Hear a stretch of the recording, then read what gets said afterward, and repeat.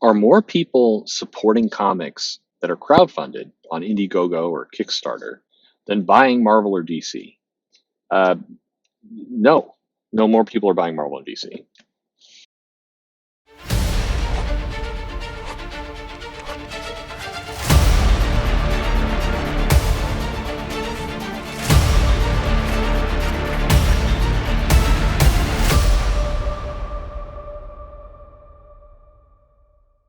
Hey there, this is Perch. I don't make this video I'm not making fun of crowdfunding. I'm not throwing shade on those efforts. I hope people have, I'm guessing there's at least a handful of people that are going to downvote before they get to this point in the video. But I think it's good. I'm in support of crowdfunding. I wish more people would do it. I wish more creators would do it. I think that's great. I wish that more of the crowdfunding campaigns, like a lot of folks I've talked to, would offer retailer packs, so that, and think about how to set up some distribution on their own that they can get these things in. Maybe Amazon at some near point in the future has publishing on demand. I mean, there's a lot of different things. I think anything that's pushing new ways to produce and get comics into the hands of consumers is a good thing. And so more of that, the better. I think that is absolutely a true statement, and I am in support of it. And I think it makes an industry that's healthier, to be honest. More options at this stage in the game. Now, you can make an argument in the late 80s that there were too many options. Well, I don't know about mid 80s at least. There are too many distributors. There are too many random elements going on, and that churn and that noise was actually harming the industry. I think there's some truth to that. But today we're in the opposite position. The more options, the more things, the better. So I think crowdfunding, great, more. Other options, I think there's some people, some folks out there who are not doing crowdfunding, but rather are soliciting. I mean, even Axel Alonso's writers, artists, and artisans. Great, more of that, more. We need more. We especially need, the TCO productions, more of that. Like literally, just more. I think that's all great stuff. Um, what but that doesn't mean, and here's where I'm not, again, it's a little bit confusing to me. There's a group of people who have gone, they like crowdfunding, they like Indiegogo, they like those books, great. But they went further than just liking those books into saying our books are more popular, more fans are buying our books than Marvel. And I don't know. To me, that's kind of as silly as the people who say that Miss Marvel, the comic character Miss Marvel, outsells Spider-Man and X-Men, and Iron Man is the most top-selling character in the last 50 years for Marvel. There's some people who say that, like Fox says that. To me, that's just stupid. I mean, that's not true. Marvel and DC still sell way more. And then it's like you're arguing. Again, I apologize. I'm trying not to be a dick about it, but it's like you're arguing with a stupid person, because I got into this argument where I've said, people say, well, that's why, more people are funding crowdfunding than buying Marvel and DC. It's like, no, that's not true.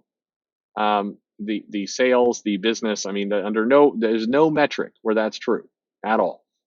The only, I guess, comparison you could say is that you could say that the independent crowdfunded comics have made more money than the Marvel Indiegogo titles. That's true, because Marvel doesn't have any Indiegogo titles. So yeah, I guess you could make that comment. But when we had this discussion, I'm like, no, that's not true whatsoever. More people buy Marvel and DC. And then I get back well, how do you know? Maybe nobody is actually buying those comics. Just because the comic store buys them doesn't mean that people at home are buying them. It's like, look, dude, there would be no comic stores open in the country if there was if all the money in comics was going to crowdfunding.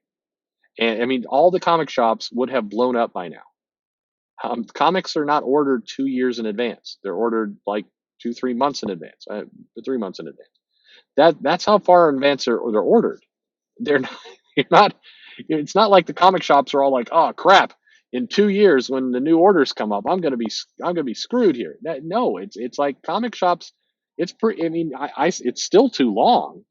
it's still way too long. If a creative team comes on and just blows up a book, it still screws the comic shop, who is like, oh no, this is the mind the gap scenario where 3 months later the comic shop knows they're still getting books that they're going to be stuck with. So that's not a good thing. But it's not like, it's not like comic shops are stupidly ordering things, 4 years later. It's like, that's not happening.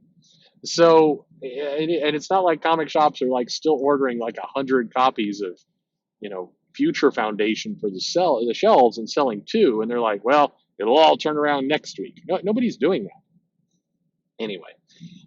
There's just a lot of ignorance around that. So, look, I mean, but here's why I do these videos, and I don't know that people always realize why I do them.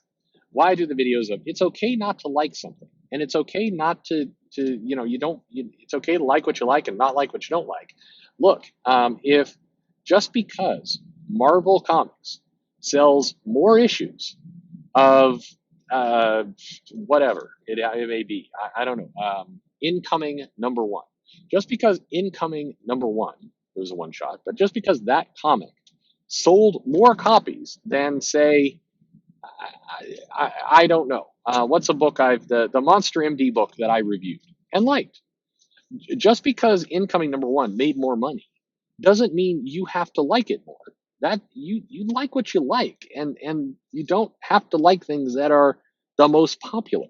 And even if it's more popular in other circles, it doesn't mean that it makes your opinion bad. It doesn't mean that it makes the books you like trash. It Marvel and DC and all these companies are a business, and they're just going to sell their books. That's what they do. They're just going to make books and sell them. And if the books don't sell, then somebody eventually gets fired, or the business declines, or anything else. I just think there's an impatience in a lot of people where, like, I don't like this book. I've watched some videos ripping on this book. It is garbage. I see a bunch of other people making fun of it. Therefore, the company is going to go out of business. And it's like, well, maybe, but it's not going to happen overnight. It's not going to happen in a year. It's not going to happen in 5 years. The reality is Marvel Comics and DC both churn out IP that makes their parent company billions of dollars. So those companies aren't going anywhere. Now, what might happen is if the parent companies start to feel like that billion-dollar IP is threatened in some way, they will certainly move in to either protect it or shore it up or fire the necessary people involved or whatever they have to do. But the reality is Marvel Comics and DC Comics are both making enough money that the parent company is not going to come in there and go, well, you're just a complete eyesore. They're also not making enough bad noise. They're not embarrassing people enough that the parent company needs to step in and make changes. And conversely, they're also not making so much money that the parent companies are going to expand their reach or their influence. They're just stuck there in the middle, churning out their comics. And for you, or for anyone, you just need to like what you like and not get caught up in craziness. Like, crowdfunding makes more money than Marvel or DC. They do not. They just don't. Now, if you want to say, okay, this what's the Earthworm Jim, the crowdfunded book that made a bunch of 6 figures worth of money. I think I don't know. It made a bunch of money. If that book, we're going to compare the profit of that title against, say, Future Foundation number 4, then I think that book probably made more money than Future Foundation number 4. Absolutely, I think that is true. But that's not the same as saying, all of crowdfunding is making more money than Marvel. Clearly not. And here's another reason. I mean, there's a reason why old Disney or Time Warner or AT&T is not knocking on the door of a bunch of, they're not coming up to the leaders of Comicsgate going, hey, we'd like to offer you $1 billion for all your properties. Don't get me. I mean, some people are like, oh, they would never do that. They're woke Hollywood. Are you kidding me? If they could make money of it, they absolutely would. If Disney believed that they could make $1 billion franchise out of Cyberfrog, they would be sending trucks full of money to Ethan Van Sciver's house to buy it. Don't think they wouldn't. Now, maybe Ethan. I mean, well, I'll just complete the story for you. If Disney shows up with a bunch of vans full of cash, then Ethan Van Sciver is going to be wearing Mickey Mouse ears and singing the songs, the Disney songs. I'm willing to make that bet. Maybe not.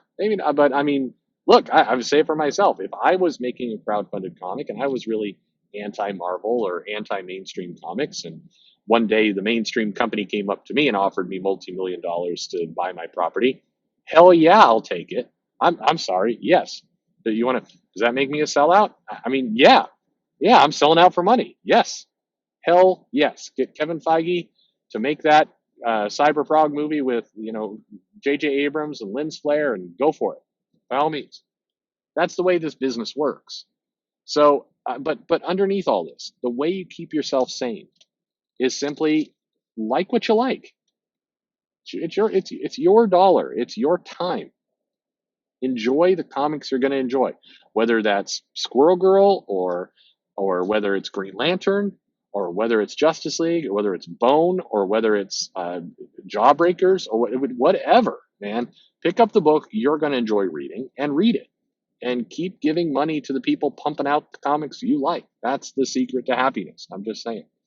The secret to happiness is not winning, in the sense of, it's not going like I have this feeling that there are people out there who would just, like, they're hoping for the day they wake up in the morning and they open up their browser and there's like the Mary Sue, and it's like, it's a sad day today as we learn that Marvel Comics has gone out of business. A statement from Disney has said that all Marvel Comics will cease to be produced forever, and they apologize for all the comics they have produced and just hope that humanity can forgive them one day for the horrors they have inflicted on the planet. That'd be pretty hilarious, actually. But I think there are people who are kind of living and hoping for that moment. And put it this way, that moment's not going to happen. Number one, and number two, even if it did, that's a bad thing to live your life for. I think it's cooler if you're living your life for, hey, I got this copy of Jawbreakers 9 or Cyberfrog 12 or whatever it is. And it's an awesome comic. That's what you live your life for. Live your life for the things you enjoy, and stop worrying about whether a company is bigger or smaller or doing well or doing not well. It's a path to nowhere. That's my advice. Now, I enjoy good silliness more than the next person, but I just there's no long term value out of it. I've certainly lived my life with a lot of kind of bitterness and times and feelings of wanting revenge and all the rest, and it's never worked out. It's never worked out for me in the long run. I'm just saying. Maybe it has for you. Good for you. Anyway, what do you think? How many downvotes will I get on this video? Leave your guess below in the comments, and subscribe.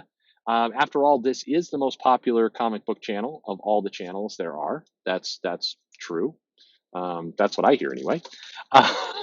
Follow me on Twitter @ComicPerch, and thanks for listening.